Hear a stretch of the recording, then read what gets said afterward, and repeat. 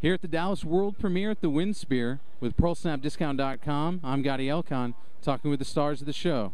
Is there anything that surprised you about this redoing of the show 20 years later? Is there anything that shocked you when you were Well, no, when I was shooting it, it's faster than the old show.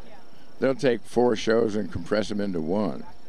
I mean, things really, you have to pay attention to this show. I mean, you know, when we were doing the old Dallas, you just can kind of loaf along and stay long on close-ups and zoom in, and they don't bother with that now. They get right to the heart of it, you know.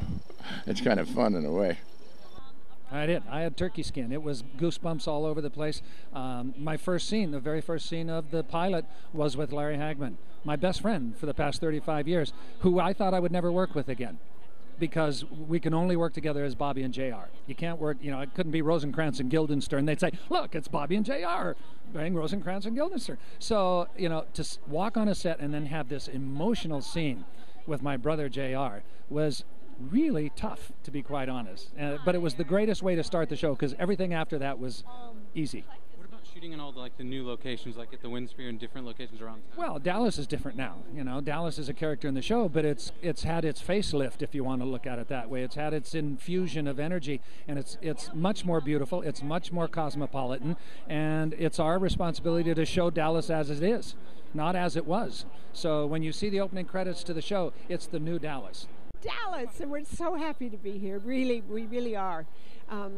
You know, it's a city that it sort of grabs your heart, and it expands. It's an expansive city. And when I came back 20 years later, it's just so different. I wanted to make sure Sue Ellen was on the mark, on target.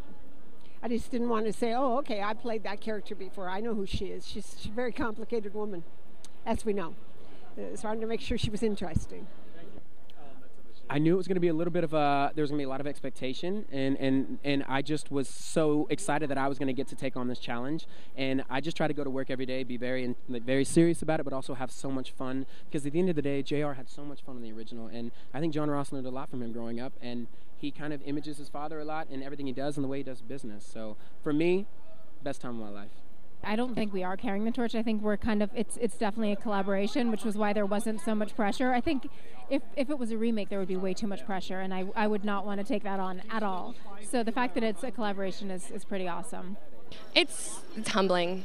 It really is. It's an honor. It's really fun, because it's like we get to see what the road that they've paved already for us, and we get to be a part of that, and it's brilliant.